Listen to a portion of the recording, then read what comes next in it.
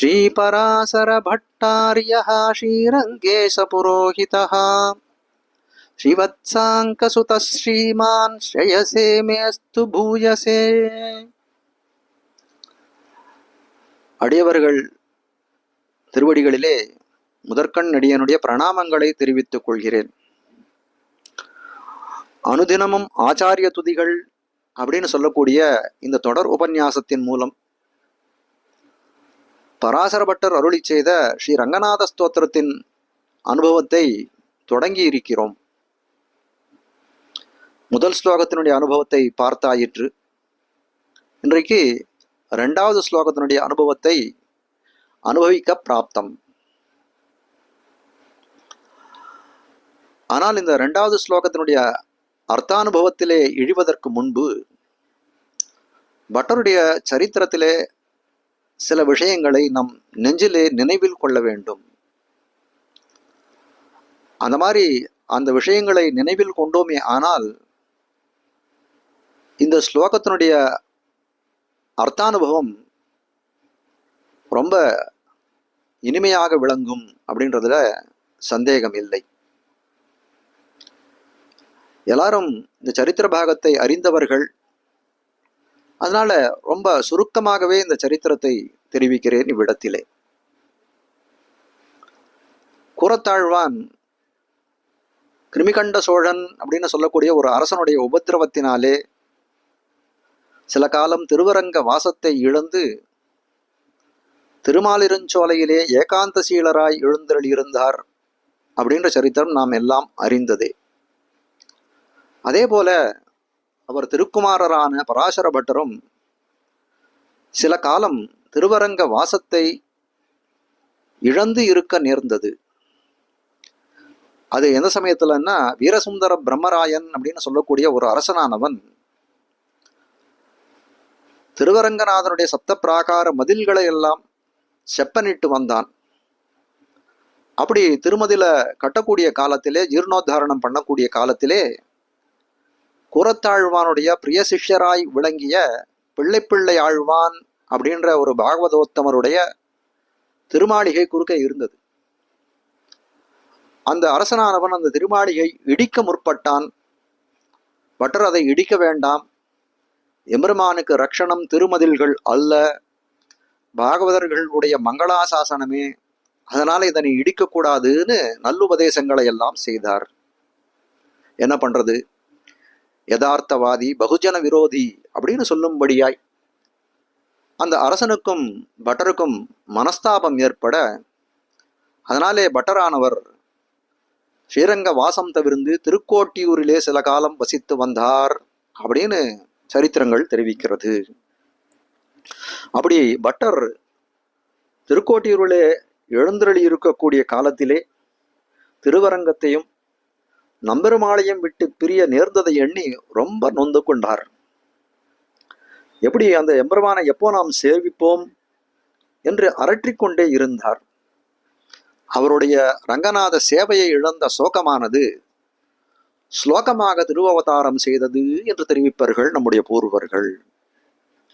இந்த வரலாற்றை அப்படியே நெஞ்சிலை நிறுத்தி கொள்ளுங்கள். இப்ப மேலே இரண்டாவது ஸ்லோகத்தினுடைய அனுபவத்திலே இழிவோமாக.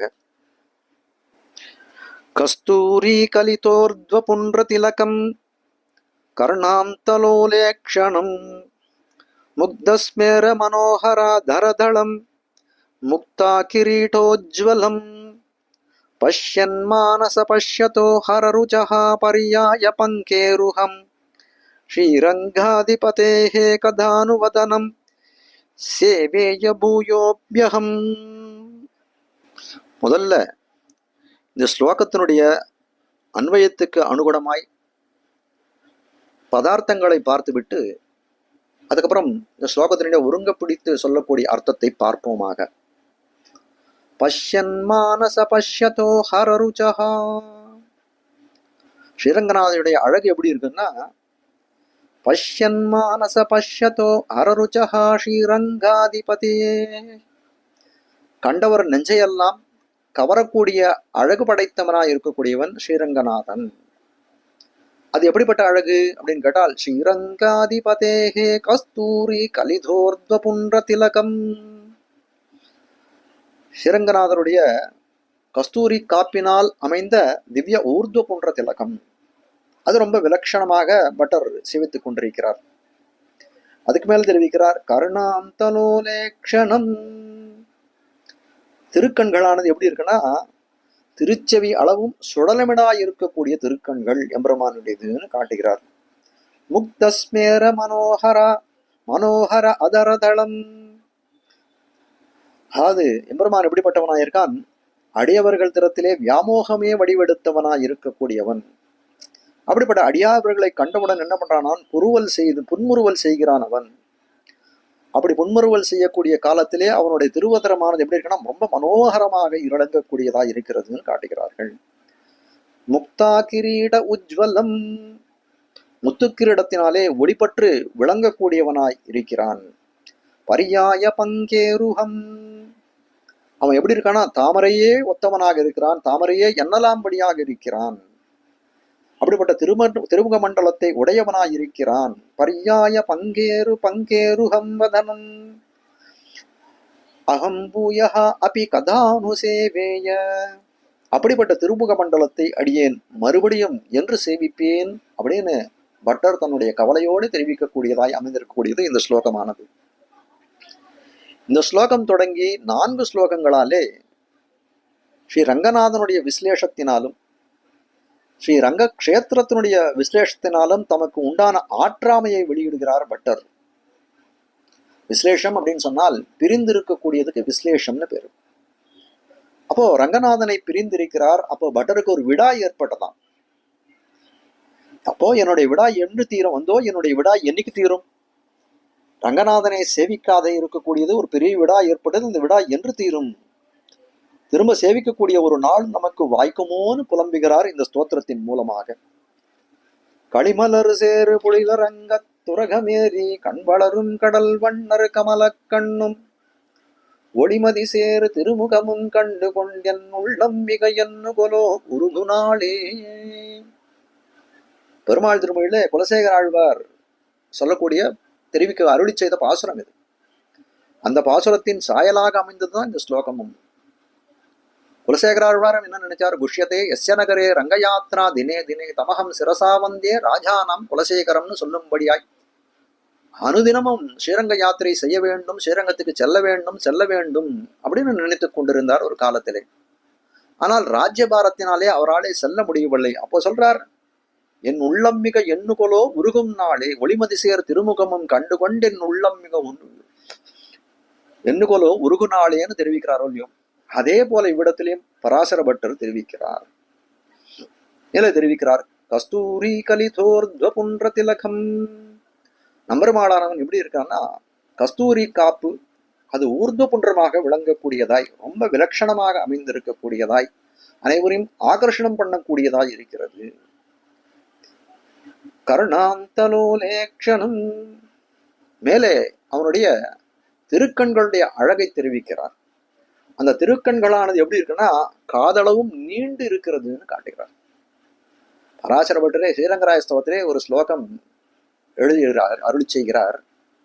அது சொல்றார், பரமபதத்துல எம்பெருமான் அனுகிரகம் பண்ண வேண்டியது நித்தியர்களும் முக்தர்களும், அவர்கள் எந்த குற்றமும் செய்யாதவர்கள், அவர்களுக்கு ஏற்கனவே எவ்வளவு அனுகிரகம் பண்ண முடியுமோ ரொம்ப உயர்ந்த அனுகிரகத்தை, அதாவது பரமபத வாசத்தை அழித்து விட்டான். அப்படிப்பட்ட பரமபதநாதனுக்கும் 2 கண்கள். அதுக்கு மேலே திருப்பார்கடலில் இருக்கக்கூடிய வியூக வாசுதேவன், அவனுக்கும் 2 கண்கள் உண்டு. அவனாலே அனுகிரகிக்கப்படக்கூடியவர்கள் தேவர்கள் முனிவர்கள், அவர்களும் இந்த பூலோகத்தில் இருக்கக்கூடிய சம்சாரிகளை காட்டிலும் கொஞ்சம் உன்னதமான ஸ்தானத்தில் இருக்கார்கள் அப்படின்னு தானே கொள்ள வேண்டும். அனுகிரகம் தேவைப்படக்கூடியது யாருக்கு மொத்தமா அப்படின்னு கேட்டால் இந்த பூலோக வாசிகளுக்குத்தான். அகமஸ்மி அபராதானாம் ஆலயகா என்று சொல்லும்படியாய் குற்றங்களையே மூட்டை மூட்டையாக சுமந்து கொண்டிருக்கக்கூடியவர்கள் நம் போன்றவர்கள் இல்லையா? அப்ப நம்மெல்லாம் அனுகிரகிக்கணும்னு தானே நம்பெருமாள் இந்த ஸ்ரீரங்கத்திலே வந்து எழுந்தருள் இருக்கிறான். அப்படிப்பட்ட அந்த நம்பெருமாளுக்கும் 2 கண்களா? அவனுக்கு நிறைய கண்கள் இருக்க வேணுமேன்னு நினைச்சாராம். உடனே நம்பெருமாளுடைய திருக்கண்களும் இதை உணர்ந்து கொண்டு அது நினைச்சுதான், நம்பெருமாள் திருமேனில பலவிதமான அவயவங்கள் உண்டு. திருக்கண்கள் இருக்கு, திருமூக்கு இருக்கு, வதரம் இருக்கு, திரு கைகள் இருக்கு, திருவடிகள் இருக்கு, எல்லா இடத்தையும் நாம் வியாபித்து விட வேண்டும் அப்படின்னு நம்பெருமானுடைய திருக்கண்கள் ஒரு சங்கல்பம் செய்து கொண்டதாம். அதற்கு அனுகுணமாக பக்கத்தில் இருக்கக்கூடிய காதை முதல்ல ஆக்கிரமணம் செய்வோம் அப்படின்னு சொல்லி அந்த கண்களானவை விரிந்து கரியவாகி புடை பறந்து மிளிர்ந்து செவ்வரியோடி நீண்ட அப்பெரியவாய கண்கள் என்று சொல்லும்படியாய் காதளவும் நீண்டது அந்த கண்கள் என்று ஸ்ரீரங்கராஜ ஸ்தவத்திலே ஒரு ஸ்லோகத்திலே தெரிவிக்கிறார் பட்டர். அதுபோல ரொம்ப அழகிய கண்கள், அனுகிரகம் செய்வதற்கென்றே ஏற்பட்ட கண்கள் என்று சொல்லக்கூடியதாய் விளங்கக்கூடியது அந்த நம்பெருமானுடைய திருக்கண்களானவை. முக்தஸ்மேர மனோகரா தரதளம். எம்பெருமானுக்கு காஞ்சி சுவாமி இந்த இடத்துல ஒரு அற்புதமான வியாக்கியானத்தை எடுக்கிறார். அது அப்படியே அந்த பங்கியை அப்படியே வாசித்து காட்டுகிறேன். அபிமத ஜன தர்ஷனானந்த வேகத்தாலே அர்ச்சாவதார சமாதியை கடந்து விம்மி வெளிவிழுகின்ற அவ்யக்த மதுர மந்தஹாச விலாசம் விளங்க நின்ன திருவதுரத்தை உடையதும். எம்பெருமானானவன் எப்படி இருக்கான்னா, நம்பெருமானானவன் அபிமத ஜனங்கள், திருவரங்கன் திருமுத்த தடியார்த்தங்கள் என்று சொல்லும்படியாய் அப்படிப்பட்ட அடியவர்கள் வந்தார்னா அவர்கள் அபிமத ஜனங்களாச்சே. அப்படிப்பட்ட அபிமத ஜனங்களை எம்பெருமான் தரிசிக்கிறான். நான் அப்படிப்பட்ட அந்த சந்தர்ப்பத்தில என்ன ஆறுதான், எம்பெருமான் அர்ச்சாவதார சமாதியில இருக்கக்கூடிய காலத்திலே அவனுக்கு ஒரு சங்கல்பம் உண்டு. யாரோடையும் பேசக்கூடாது, அவர்கள் கொடுத்ததை உண்ண வேண்டும், அவர் கொடுத்ததை அணிந்து கொள்ள வேண்டும், அவர்கள் சாற்றிய புஷ்பங்களை அணிந்து கொள்ள வேண்டும். இதுதான் எம்பெருமானுக்கு. தானா எதுவும் காரியம் பண்ணக்கூடாது. அப்போ அர்ச்சாவதார இப்படி இருக்கக்கூடிய அந்த அர்ச்சாவதார சங்கல்பத்தை குலைத்து கொண்டு அபிமத ஜனங்களை தரிசித்த காலத்தால் என்ன பண்றான், விம்மி வெளி விழுகின்ற அர்ச்சாவதார சமாதியை கடந்து எம்பெருமானானவன் ஒரு மந்தஹாச புன்முறுவல் பூக்கிறானான். அப்போ நீங்க ஒரு நம்பெருமானை சேவிக்கக்கூடிய காலத்துல எல்லாருக்குமே தெரியும், அந்த கண்ணத்து பக்கத்துல பார்த்தோம்னா 2 குழிகள் இருக்கும். அது எப்பவும் நம்பெருமாள் சிரித்து கொண்டிருப்பதை போலவே விளங்கக்கூடியதாக இருக்கிறது. அப்படிப்பட்ட திருவதரத்தை உடையவன். முக்தஸ்மேர மனோகரா தரதளம் முக்தா கிரீடோஜ்வலம். முத்துக்கொண்டை அணிந்து திகழக்கூடியவனாயிருக்கிறான். பர்யாய பங்கேருகம், தாமரைப்பூ போன்றதான திருமேனி திருமுக மண்டலத்தை உடையவனாயிருக்கிறான் அந்த எம்பெருமான். கைவண்ணம் தாமரை, வாய் கமலம் போலும், கண்ணினையும் அரவிந்தம் அடியும் அகுதே என்று சொல்லும்படியாய் அவனுடைய சர்வாவயவங்களும் தாமரையை ஒத்தது. அப்போ திருமுகமண்டலம் தாமரைன்னு சொல்றதுல என்ன இருக்கு? அப்படிப்பட்ட அந்த தாமரையை ஒத்த திருமுக மண்டலத்தை இந்த பிறப்பிலே மீண்டும் ஒரு கால் நான் சேவிக்க பெறுவேனோ.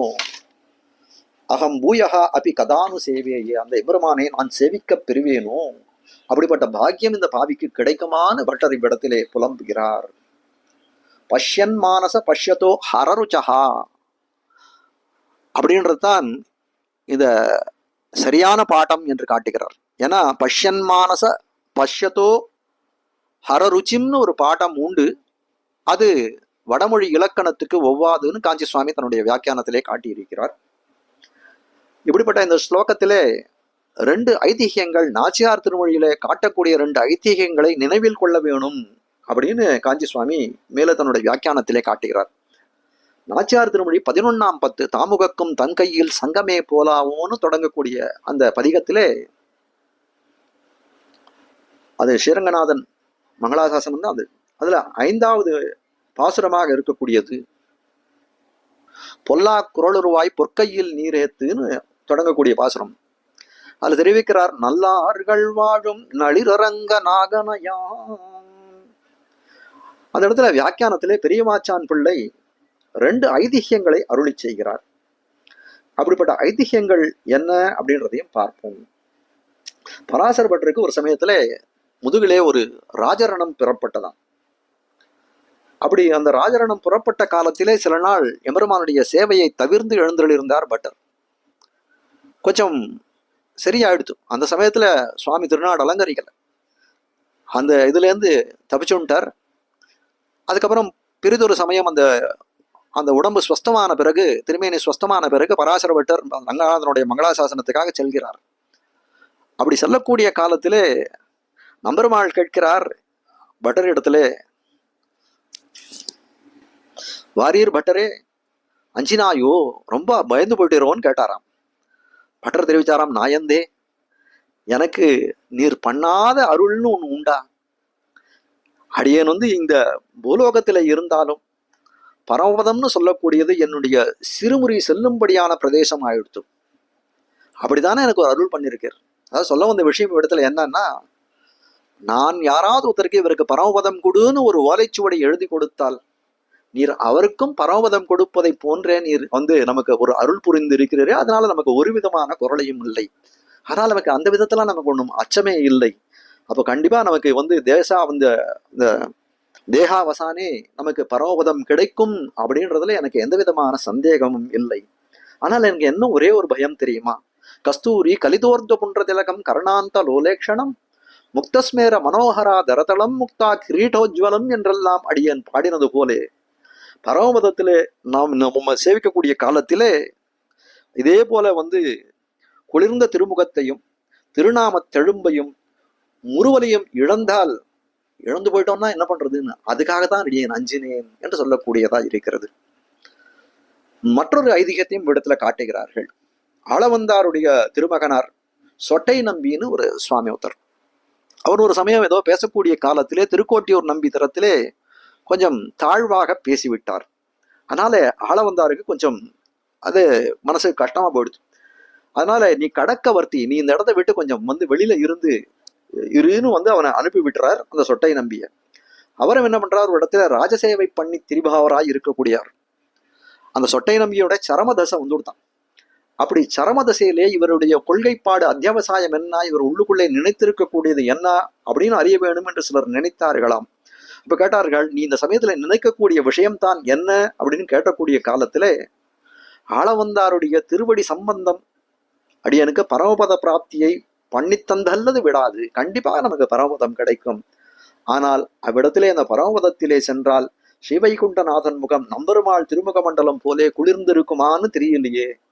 அப்படி இல்லைன்னா அந்த பரமபதத்தை முறித்து கொண்டே கீழே வருவதாக நினைத்திருக்கிறேன்னு சொட்டை நம்பி தெரிவித்தார் என்று காட்டுவார்கள்.